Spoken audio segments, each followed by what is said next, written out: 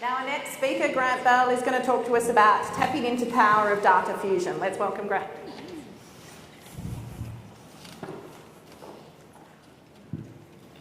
Yeah, tapping the power of data fusion. Thanks a lot, Diane. Thanks everyone for coming today.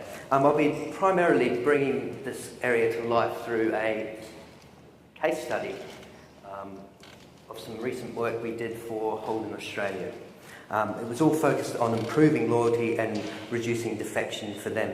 There's two reasons why this is an interesting case study. The first one is because the information went all the way to the top, so we ended up spending time presenting to the board about these results. And they actually took the results and made decisions based on the information, which is always helpful. The second thing, the reason why it's interesting, is because we used some different techniques, some new techniques, and they worked. So I'll be sharing some of that learning with you today. Why is data fusion important? Whenever you're pulling different data sets together, whether it be 2, 3 or more, you get new understanding because you understand new relationships between variables, new hierarchies in terms of importance of different variables. You also get a holistic perspective because when you're pulling different data sets together, they're usually focused on different parts of the business. So you get a holistic view of how all the pieces fit together. And because these kinds of studies tend to come from discretionary budgets, the stakeholders involved with it are very much focused on the business bottom line. So they're pulling budget from all areas within the business, and they've got to justify doing these kinds of projects. Peter Wickie at Holden gave me a call and said, I've got an interesting problem which you might be able to help us with. And a few days later I was in Melbourne and he told us over coffee that they do a service and quality survey. It's a big survey. There were 47,000 buyers in our final data set for this. It's amongst new vehicle buyers, 12 months and 36 months after purchase. We just focused on the 36 months. Asked lots of questions around the problems you have with your vehicle, how servicing went, how the interface with the dealer went, and also some customer profiling information. In that survey was a measure of estimated loyalty. What will you most likely buy as a replacement for your current vehicle? That measure was quite important because there was a lot of analysis within that survey that fell off this measure. So it was used as what are the drivers of loyalty, what are the drivers of people defecting. So it was a key measure, and a lot of analysis fell off this measure. But Peter said, I don't want to use that anymore, I want to use actual loyalty. It's like, okay, what do you mean actual loyalty? And then he explained to us, at the same time as they're doing the service and quality survey, they do another massive piece of research where they talk to new vehicle buyers 1 month after they've purchased their new vehicle. Ask them a load of different questions, but there are some commonalities across the two. He said, in that, we've got actual loyalty because we know what they've bought this time, we know what they've had before. And I want to use that as my dependent variable in all the analysis that we're doing. I don't want to use the estimated loyalty. So we said to him, yep, that's not a problem. There'll be 2 hurdles. The first one will be the data needs to be in a useful format. We do quite a lot of this work, and you see data ranging from pristine, where it's just perfect and you can immediately start analysing it, through to very dirty data where you get lots of different CSV files and the like, and you have to spend a lot of time getting it clean so that you can start the analysis. So we said, if the data's in a useful format, then yep, we can do it. The hooks also need to be predictive of loyalty. And what's a hook? Basically, the hook are the link variables between the survey. So we had our service and quality survey and our purchase survey. And as long as those hooks are predictive of loyalty, then we should be able to create something useful for you. Ideally, they'll be the same questions with the same responses, and the distribution of response across the different variables will be similar as well. This is my first kind of key point. Don't use all the data. I think there's a tendency for people with big data sets to say, okay, let's just use it all and throw it into our models. Probably people with IT backgrounds or from computer science backgrounds have this, because we can, let's do it. We didn't do that in this case. We said, okay, let's remove, and we collaborated with Peter closely on this, we removed anyone who had an old car. So we didn't really want to be building models around someone who's bought a Holden 20 years ago and has replaced it with a new Toyota. So we removed people with old cars. We also removed small brands and models and poor quality responses. So initially, like for example, the service and quality data set had about 100,000 people in it across 36 months. We whittled that down to about 47,000 after we'd applied our filters. So there were 3 steps. We built a predictive model of actual loyalty using the purchase survey. Then we applied that model to the service and quality data set. Finally, we mined the service and quality data set for insights. We used stochastic gradient boosting to do that. Sounds really impressive. It's called, the branded product we use is called TreeNet, which is a Selford Systems product. Basically, a TreeNet model works by building a very simple 6-node tree which predicts loyalty using your hook variables.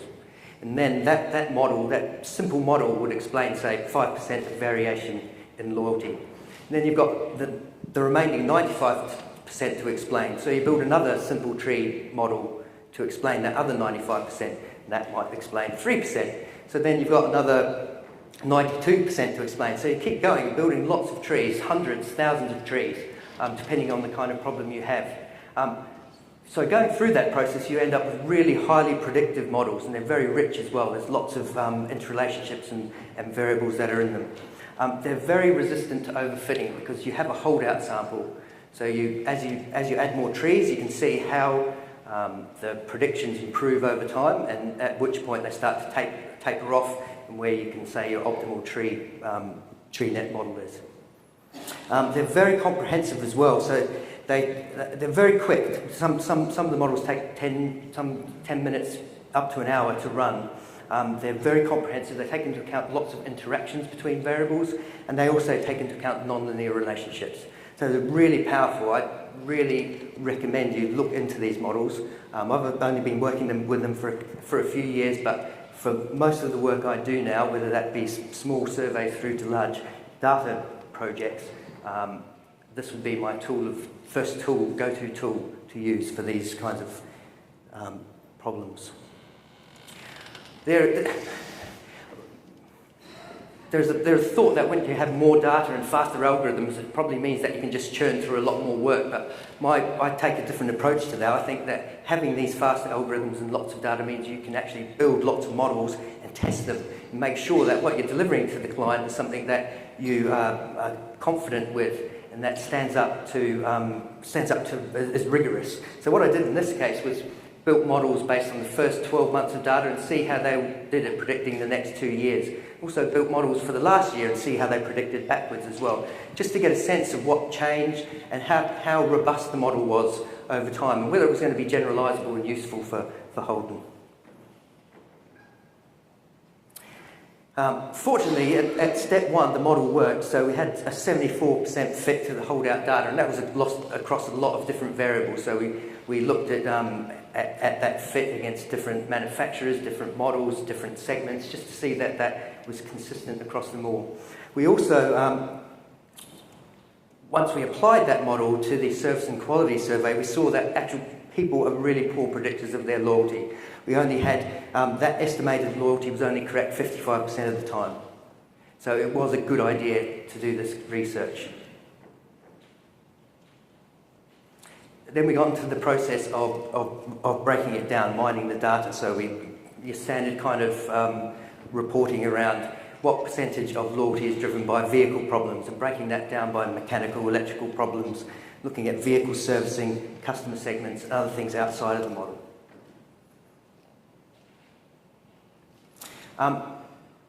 There are a number of rich insights that came out of it. First of all, quality of product is a key issue.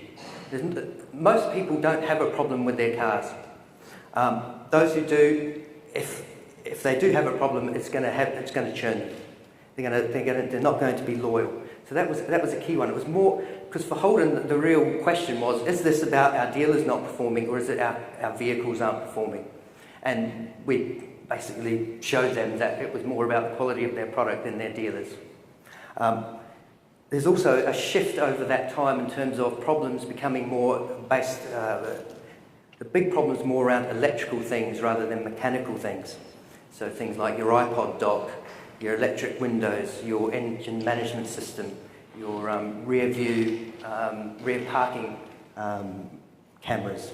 All that had really negative impacts on people. So there was a feeling that people were comparing their electrical, the performance of cars in an electrical sense to their other devices, and were very dissatisfied when there were problems with electrical problems.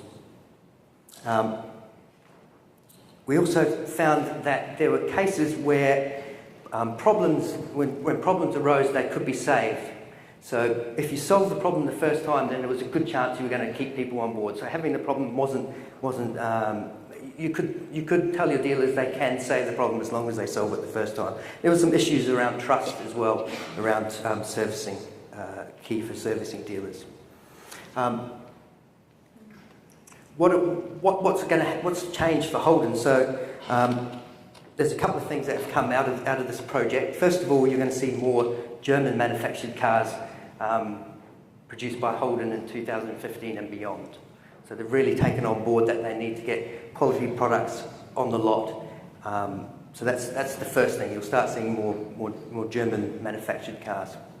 And perhaps for their flagship model, the Commodore, in 2018, there's a high likelihood that will also be German manufactured.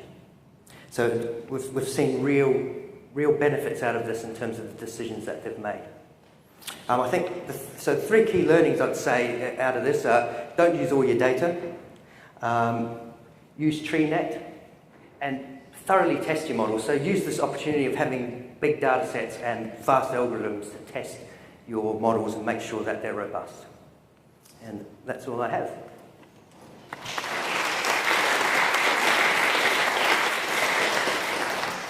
Okay, have we got some questions for Grant? Time's up. Yep, one down the end, back.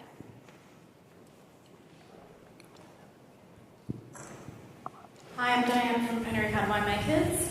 You had a really interesting result there. 55% of people were able to predict loyalty levels. Do you have any examples from CPG? Not of people being able to predict what they're going to buy. I would think in a CPG that number is probably going to be higher because there's a bit more regularity around their purchase. I would think with motor vehicles it's going to be lower, but it's nothing that comes to mind that I can tell you about there.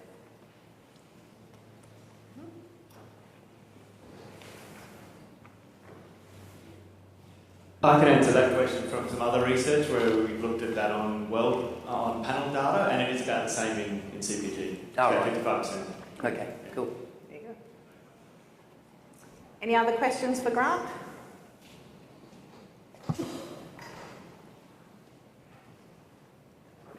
No? All right, well, we might move on to our next speaker. Thank you very much, Grant. Cheers.